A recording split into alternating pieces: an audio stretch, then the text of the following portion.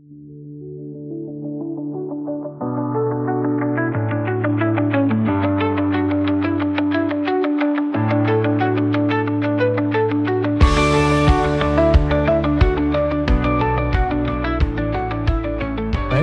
waktu yang kedua kami berikan kepada Pak Probo ya, untuk menyampaikan materinya. Apakah mau dari tempat sana atau di panggung, monggo. Waktu kami berikan, Pak. Oke. Baik, terima kasih Pak Dudung. Hadirin yang saya hormati, mohon maaf saya tadi duduk di sana. Kalau duduk di sana saya ya yang nggak enak untuk melihat itu. Izinkan saya sambil berdiri. Saya dibantu sama ini ya, Mas Dani. Saya perkenalkan dulu nih tim saya. Ini coba Mas dibuka slide-nya. Terima kasih saya diundang ini di dalam expo ini. Ini kawan-kawan saya semuanya, Bu Elvi, Pak Dudung, dan teman-teman AP3I. Walaupun saya sekarang tidak di Wika Beton, tetapi teman-teman lama di dunia usaha industri beton pracetak. Jadi ketemu teman-teman lama semuanya. Baik, saya akan menyampaikan beberapa hal terkait dengan pengetahuan, pengalaman saya, baik sebagai sebagai desainer, kemudian sebagai anggota Komite Keselamatan Terowongan Jalan dan Jembatan, kemudian juga sebagai yang pernah terlibat pada saat saya di Wika Beton, jadi mengikuti perkembangan pembuatan beton pracetak yang terkait dengan kereta cepat. Silakan Mas, masih ini ya. Jadi saya itu di ITS dibantu oleh kawan-kawan saya. Saya perkenalkan nih yang sudah ada di sini Pak Asdam Tambusai, Dr. Asdam Tambusai. Beliau juga membantu research terkait beton pracetak juga.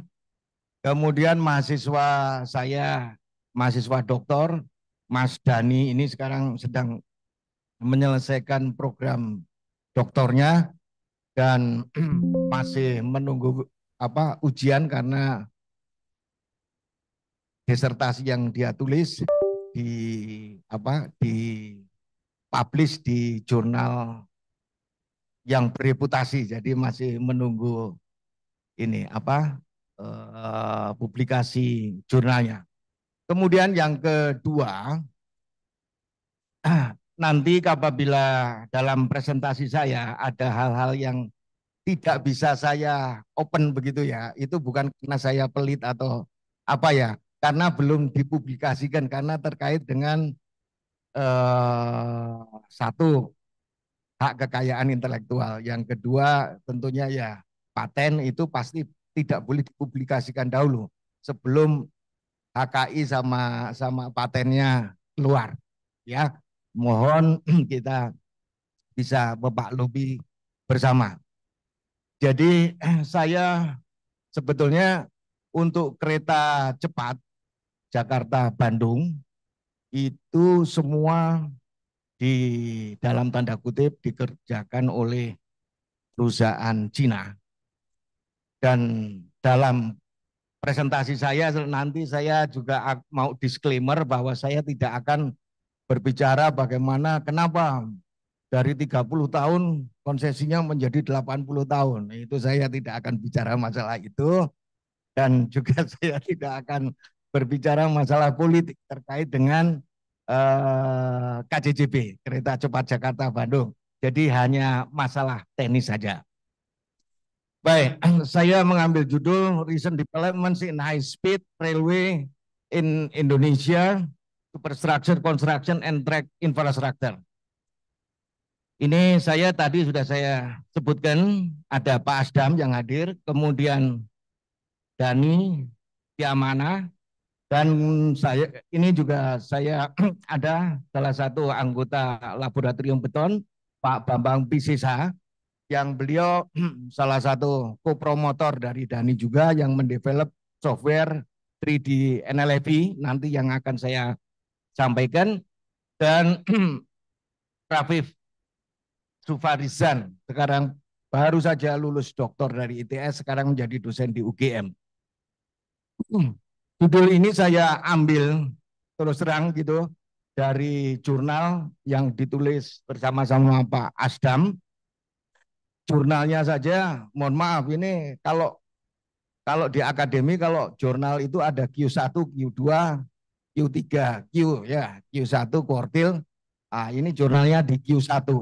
Q1 saja dengan judul yang seperti ini, mereka tertarik. Berarti dunia itu menyoroti bagaimana Indonesia dan pasti kalau misalkan kereta cepat itu dibangun, mereka akan masuk ke Indonesia rebutan kue. Tidak hanya Bu Elvi saja, itu kan? Mungkin teman-teman dari ini ada logo merah dari Varia Usaha Beton. Oh ya dari Gresik ya. BUB nanti harapan saya juga ambil bagian di kereta cepat. Baik, next slide. Cepat saja. Jadi yang kita punya sekarang itu adalah dari Tegaluar ke Halim Station. Kalau kita lihat ya, Bandung, Jakarta. Yang kuning itu elevated, kemudian yang merah subgrade. Subgrade itu on grade ya, tidak ada pilarnya tapi on grade. Kemudian yang biru itu tunnel. Jumlah tunnelnya di antara Jakarta Bandung itu 13. 13 jembatannya banyak sekali ya. Jadi mohon maaf nanti kalau misalkan ada yang menanyakan kemudian ngetesnya bagaimana itu ya, ada nanti saya akan jelaskan. Baik, silakan. Ini Tegaluar Station sama sampai ke Halim ya saat ini. Sepanjang 142 kilometer. Baru 142 dan kecepatannya baru 350. Di Cina sudah sampai 400 ya. 400 lebih di Cina. Apalagi yang di Cina sudah mencoba baru percobaan di atas 500. Di atas 500. Baik. Silakan next slide. Bisa. Nah, di sini kalau melihat dari master plan infrastruktur master plan Indonesia itu rencananya akan dibangun untuk high speed railway itu dari Jakarta ke Surabaya. Jakarta Surabaya baik itu melalui jalur utara atau melalui jalur selatan. Belum ditentukan. Kalau melalui jalur selatan memang melewati kota-kota pariwisata ya seperti Solo, Jogja itu ya. Kemudian yang utara kota besarnya lebih banyak ya, Surabaya, Semarang, Cirebon itu ya Pak.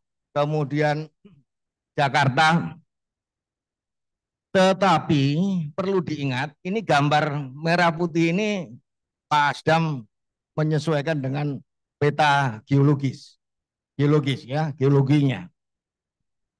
Kita belum menentukan apakah lewat utara atau lewat selatan. Malah dalam benak saya waktu berapa 2 tahun yang lalu, kalau presiden itu mau membuat giant seawall itu seperti bendung, tetapi dimanfaatkan sebagai jalan raya dan di sana juga adalah high speed railnya.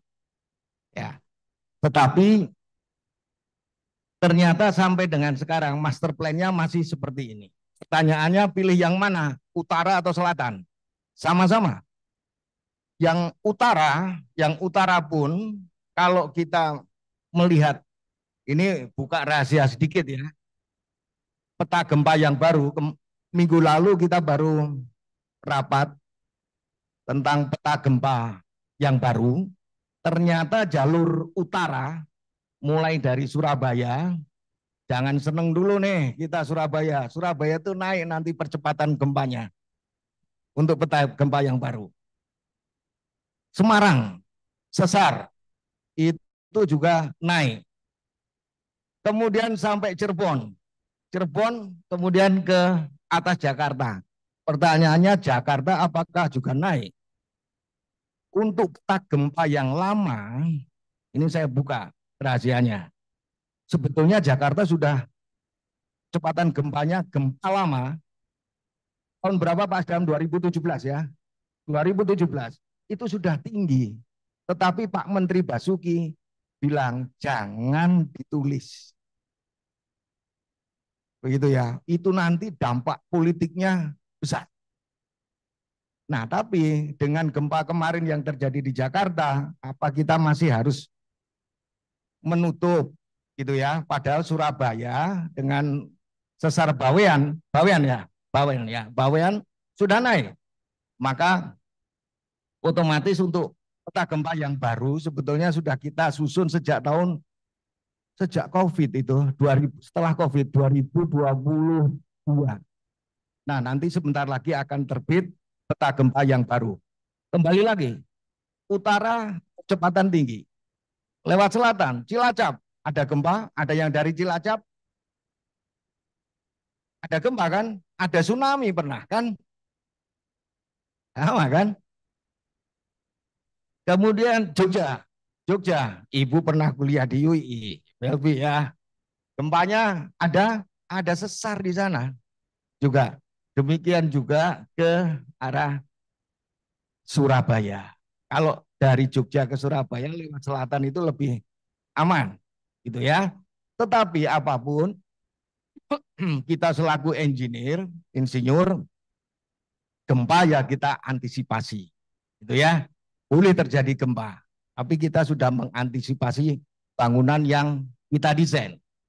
Silakan next. Ini Pak Asdam sudah memperhitungkan peta-peta gempa. Nah, ini yang sudah punya kita pengalaman untuk membuat itu untuk kereta yang sekarang ada PT KAI, kemudian KRL Jabodebek. Saya kira teman-teman dari Adi Karya sudah pengalaman. Kemudian LRT itu juga Adikarya juga pengalaman. LRT Palembang Waskita Karya sudah punya pengalaman. Kemudian kereta cepat ini kerjasama antara Wika dengan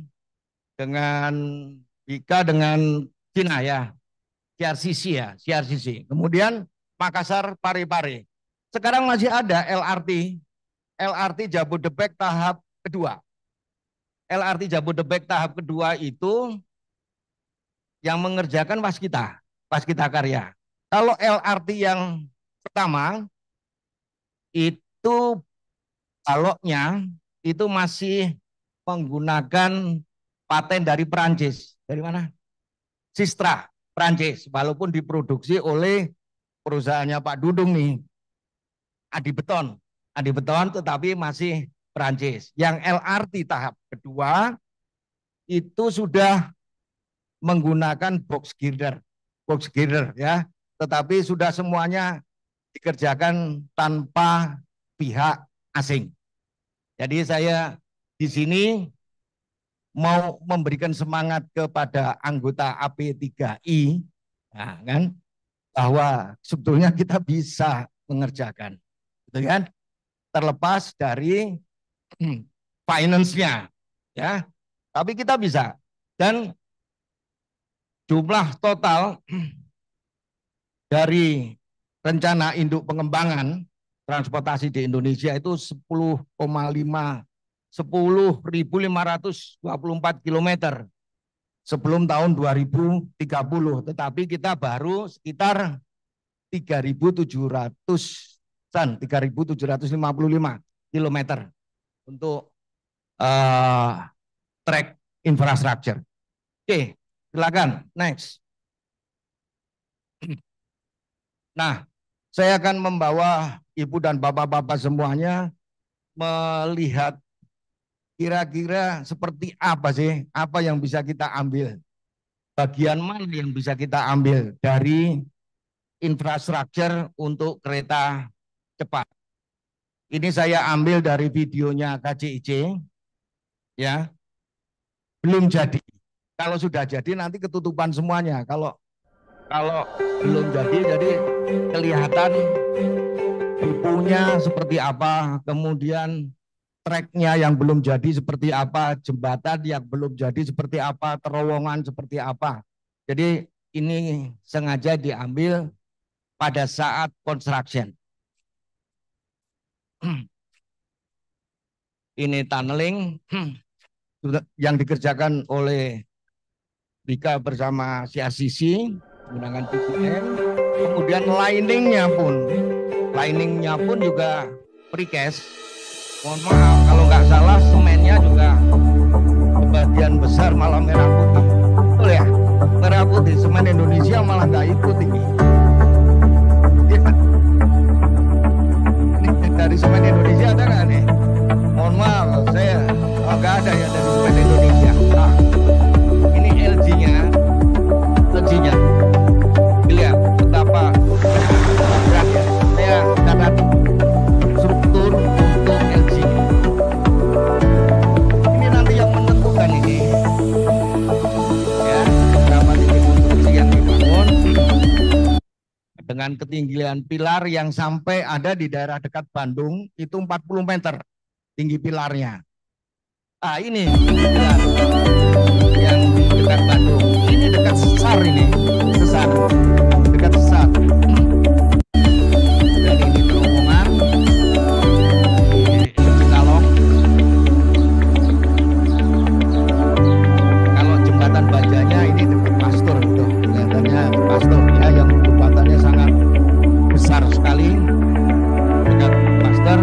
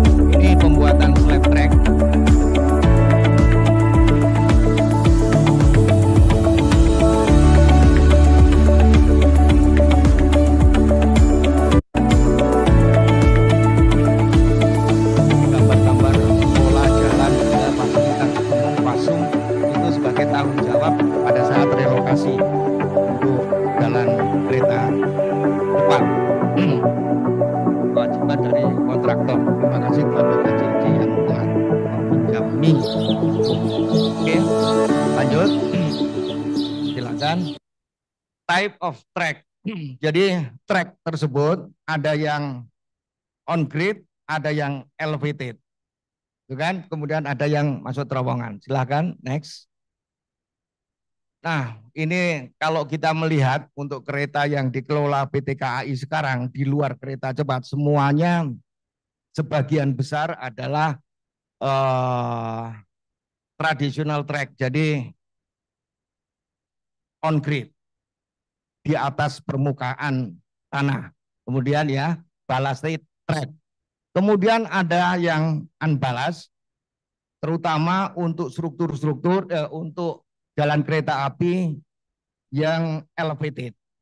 Oke, silakan ballasted. Nah, ini slab track, struktur slab track unballast. Unballast untuk kereta cepat struktur elevated. Di sini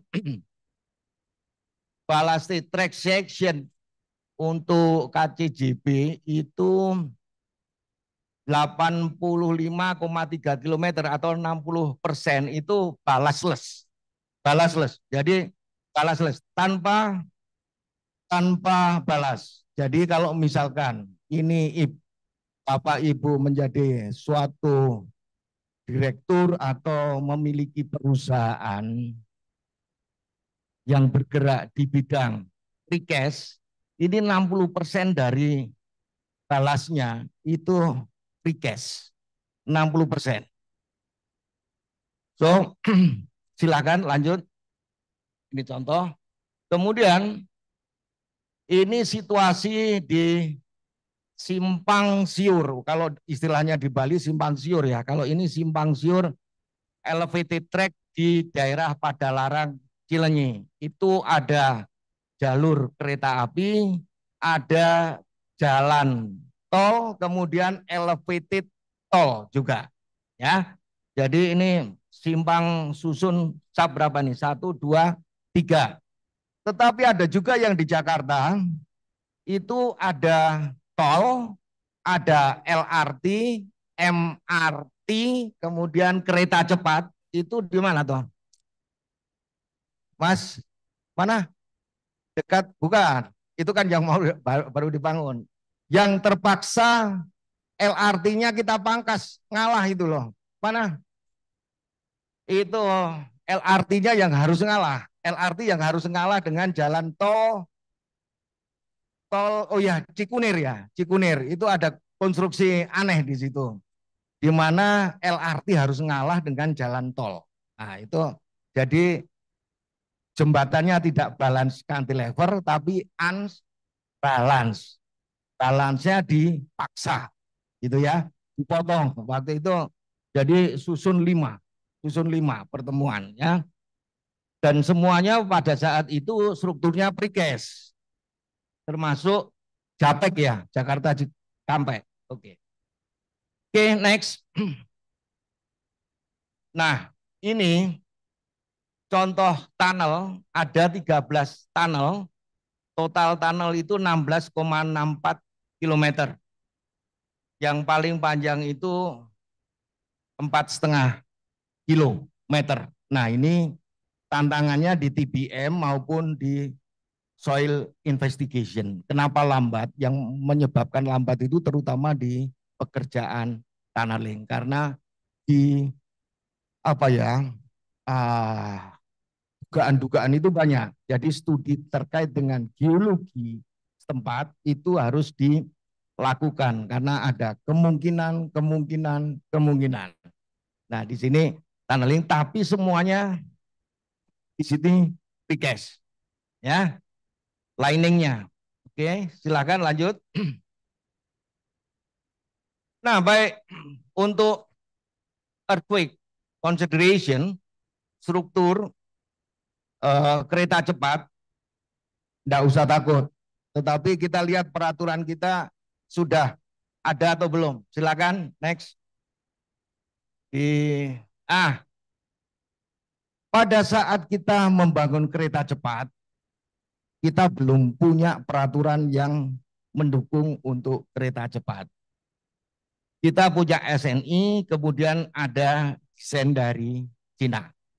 Desain dari Cina itu harus di-ACC oleh kementerian di Republik Indonesia. Maka perusahaan Cina didampingi oleh konsultan Indonesia, kebetulan LAPI ITB, menerjemahkan peraturan.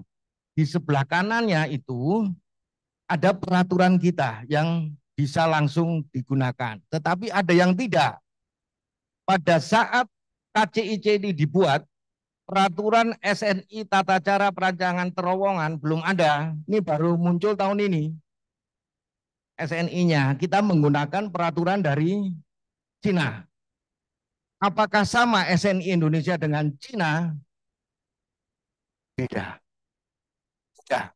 Makanya oleh teman-teman LAPI ITB diterjemahkan menjadi SNI. Mana yang sudah cocok, ya cocok, dihitung ulang. Yang nggak cocok contohnya apa?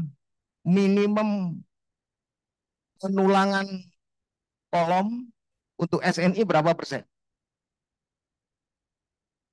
Berapa persen? Kolom berapa? 1%. Untuk peraturan Cina berapa? 0,5%.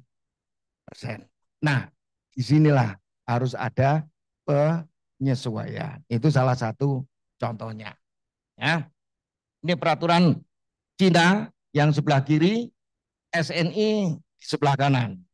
Kemudian pada waktu uji layak fungsi pun Indonesia belum punya SNI. Berapa sih getaran yang harus disyaratkan untuk jembatan kereta cepat? Jadi kita masih mengadop dari peraturan Cina. Ya, next. Silakan next. Nah, ini contoh-contoh analisa struktur yang telah dilakukan oleh teman-teman menggunakan software yang ada. Ini semua kemungkinan beban sudah dihitung dan saya ingatkan karena pilarnya itu besar, pondasinya juga dalam, jumlahnya banyak. Saya tetap selalu mengingatkan jangan lupa untuk menghitung grip dan ring gauge karena pilar-pilarnya besar sekali. Daya grip sama string gauge-nya besar di sana. Jangan lupa ya. Next. Kalau ada pertanyaan silakan langsung ya. Jangan nunggu nanti-nanti gitu ya. Oke. Nah, ini pada saat saya merekam pada saat pengujian kelayakan fungsi dari kereta cepat. Loading testnya nggak bisa berhenti keretanya, quasi statik. Jadi dengan kecepatan 5 km per jam. Di jembatan itu semua sensor telah terpasang. Ya, saya hanya menunjukkan bahwa kereta berjalan bersama. Nggak mungkin pada saat operasional sekarang kereta itu jalur kiri kanan jalan bersama-sama. Saya akan menunjukkan ini jalannya bersama. Kita ingin melihat berapa sih responnya. Kalau untuk jembatan, rumus rule of thumb frekuensinya itu 100 atau 125 per L, gitu ya. Tetap kalau dihitung ini frekuensinya dari jembatan ini besar sekali, kaku sekali. 5 lebih frekuensi, natural frekuensinya 5 lebih. Kenapa? Ternyata yang menentukan itu bukan beban kereta. No, bukan beban hidup, bukan dead load. Tetapi apa? LG tadi pada saat construction. Oke, lanjut. Ini pada saat loading test. Ini typical bridge direncanakan dari upper structure sampai ke fondasi ya, bangunan bawah fondasi. Silakan lanjut. Nah, saya mau mengingatkan pada struktur girder balance cantilever yang paling menentukan itu adalah pada saat construction stage. Tadi ini saya baru di balance cantilever. Belum pada saat yang girder. Kalau girder tadi LG-nya yang menentukan bebannya. Kalau yang di sini step by step yang menentukan adalah menjelang closure bentang tengah.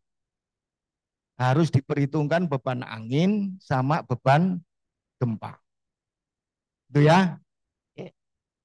Ini step by step. Saya nggak akan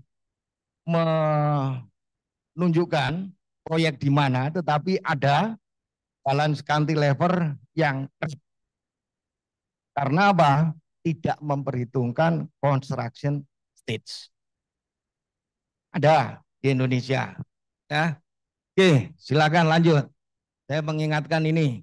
Ini construction stage saat closure ya, sebelum closure itu yang paling bahaya. Di stage number 6. Oke.